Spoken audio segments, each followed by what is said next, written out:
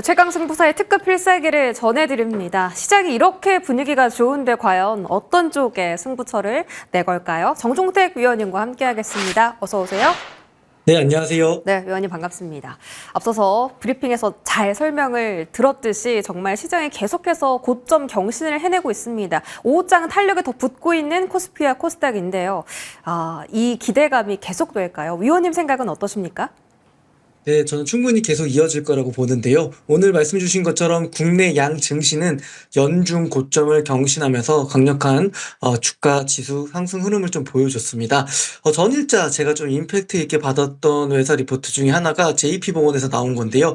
미국에서 이제 금리 인하를 하게 되면 달러 약세가 될 거고요. 그러다 보니까 신흥국 통화가 강세가 되다 보니 신흥국 쪽에서 관심을 좀 우리가 가져야 된다라는 그런 좀 리포트 내용이 있었습니다. 그 중에서도 최선호 투자 국가로 코리아를 좀 뽑아줬다는 부분에 우리 좀 주목해야 되겠고요. 그리고 이익 추정치도 지금 견조하고요. 그리고 지금 신고가 부분이기는 하지만 지수가 슬링샷 단계로 좀 진입하고 있다라는 거. 그러니까 결국 새로운 좀 트렌드들이 만들어지면서 이전 고점을 넘으면서 다시 한번 또 역사적 신고가 지수를 갈 수 있는 부분들이 모멘텀이 많다는 부분에 우리가 좀 주목해야 되고요. 이제 좀 강세 랠리의 상승 초입장이라고 보고 있습니다.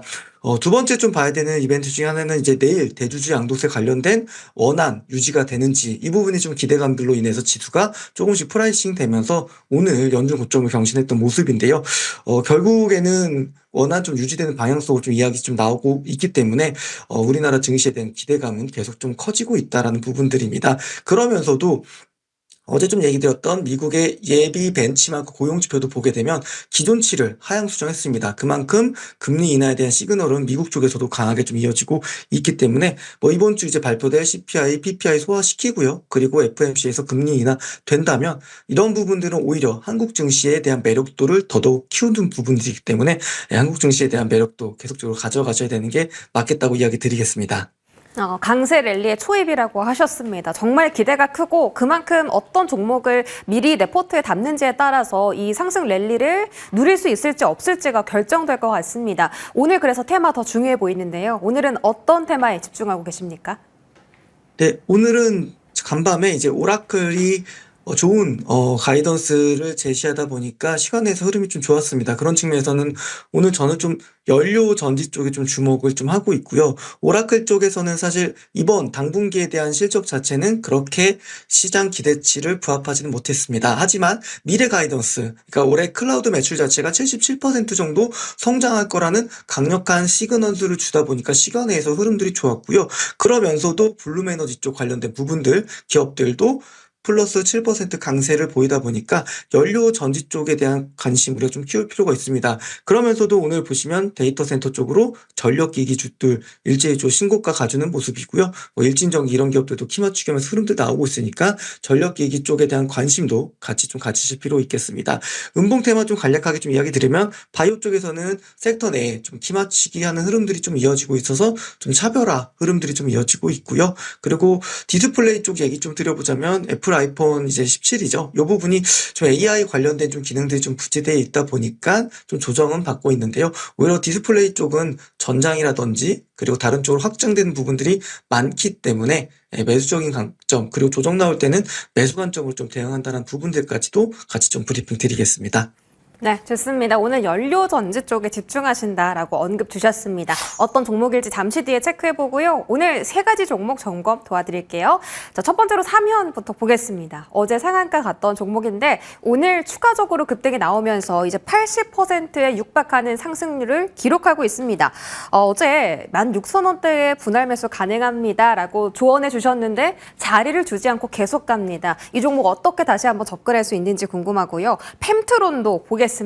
말씀 주신 오라클 실적과 함께 오늘 반도체단 정말 강한데 펜트론도 벌써 35.8%라는 상승률을 일주일 만에 기록하고 있습니다. 추가 상단 열려 있는지 궁금하고요. 마지막으로 HJ중공업 저희 가장 낮은 자리에서 공략한 위원님이 아닐까요? 7월 22일 공략해서 자 벌써 325%라는 상승률 엄청납니다. HJ중공업뿐만 아니라 동방성기나 성광밴드도 이 시간 통해서 말씀 주셨고요. 모든 종목들이 오늘 폭등하고 있습니다. 어떻게 대응할지 세 가지 종목 자리 체크해 주시죠. 네, 우선 첫 번째 좀 브리핑 드리면 정말 최저점에서 잘 진입했던 종목이고요.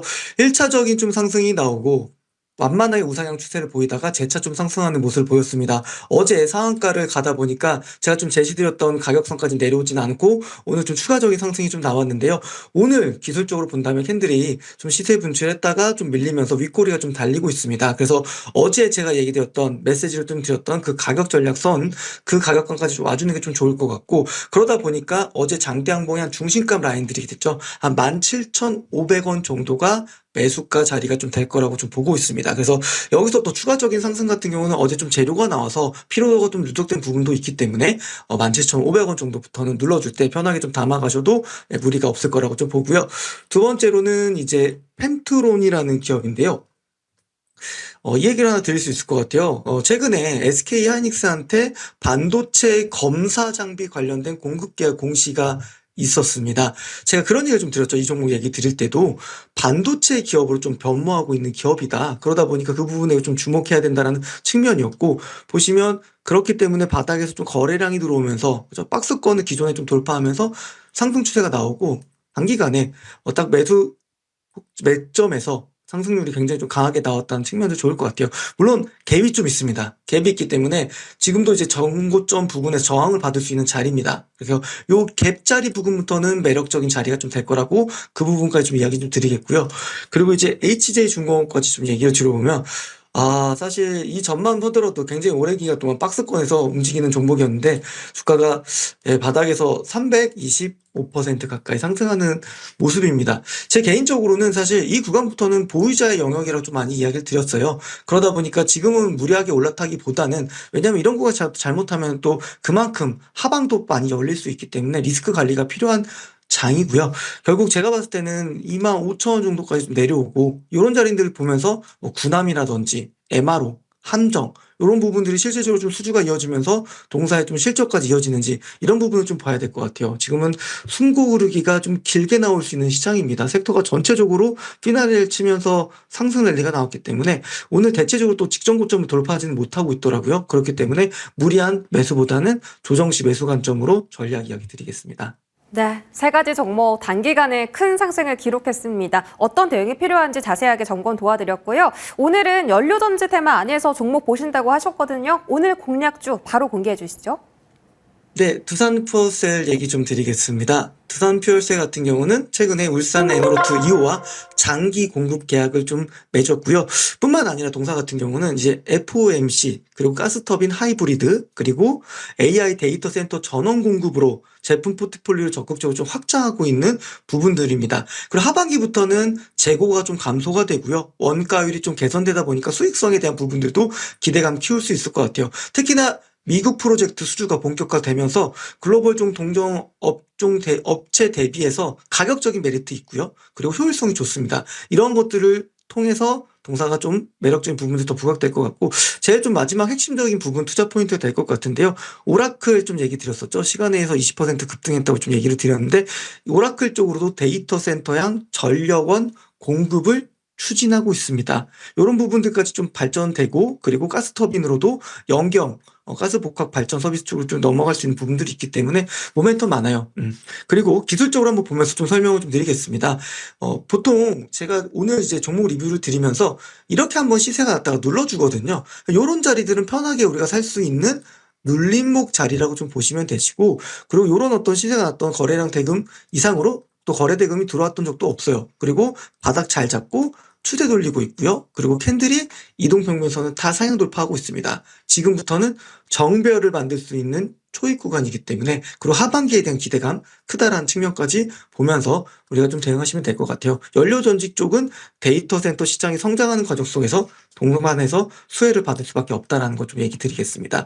우선은 1점 목표가는 보수적으로 좀 3만 원 정도까지 얘기를 드리겠고요. 3만 원 이상까지 충분히 올라갈 수 있는 종목들인데, 그때는 나중에 또 리뷰 드리면서 다시 목표가 좀 설정해 드리고, 손절가 같은 경우는 24,000원으로 제시 드리도록 하겠습니다. 네, AI 수요가 폭등하고 있다는 걸 증명해준 오라클인데요. 이 오라클 향으로 전력 공급을 하고 있는 두산퓨얼셀 오늘 말씀 주셨고요. 1차 목표가 3만 원 설정 주셨습니다. 좋은 일은 기대하면서 정종택 위원님과 여기까지 함께합니다. 고맙습니다. 감사합니다.